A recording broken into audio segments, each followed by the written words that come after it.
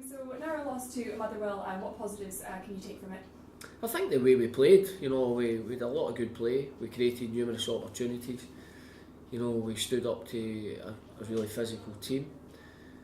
So they're all the positives that we'll take from the game. There's obviously some really good individual performances as well.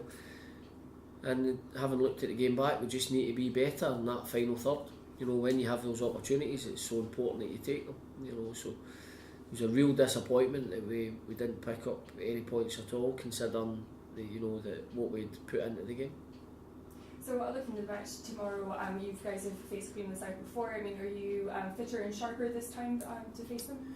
Yeah, I would say the first game we were definitely a bit rusty. Having had the three and a half week break.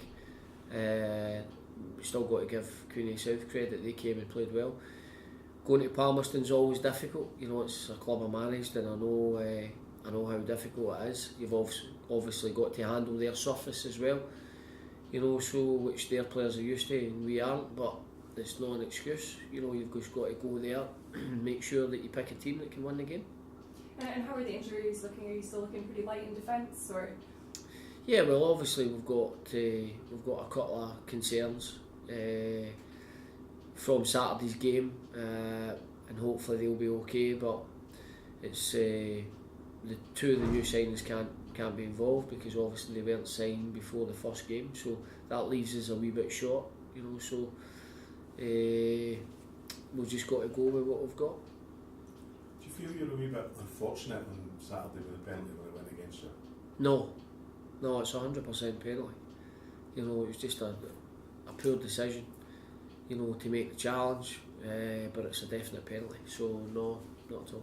Dan was in, he was saying that everything about the performance, the application seemed to be quite good. It just was the end result. Is that something you're hoping to improve on? Of course, it's a never-ending, job to try and make sure that we're putting the ball in the back of the net more, because we get into far better areas, we get into goal-scoring positions, and we've got to improve that. It's a thing that we've struggled to do all season, and that's just a work in progress. But the most important thing and pleasing thing for me was the way we stood up to a good side, and how we created those chances. But equally, we've got to go and do the next bit, and that's make sure that we're putting them away. Because if we'd done that, then it would have been a very good day for us. This journey down to Queen of the South and Borrow, is this really one that you could have done without long journey and things? Yeah, of course. I'm not going to hide for that fact. It would have been nice to have taken care of the game, first time around. But it is what it is. We didn't do nearly enough to do that. So we're professional people. We're used to playing Saturday, Tuesday, Saturday, Wednesday. Whatever that may be. It's just important that you get the balance right between obviously your recovery and your training and the preparation for the games. And Queen of the South have proven that they're quite a solid team throughout. They've got Stephen Dobby up front, but they're not just about Stephen Dobby. There's a far bigger picture of Queen of the South than that. Definitely, they've got some good players all over the pitch, which allows Stephen Dobby to then do his stuff as well. So no, we obviously we know their team inside out now, having just recently played them, and it's just about making sure that we try and make sure that we're better than them on the night, and that'll be difficult, but that's the aim. We need to try and get ourselves into the next round. What do you think playing the Scottish Cup means to Dundee?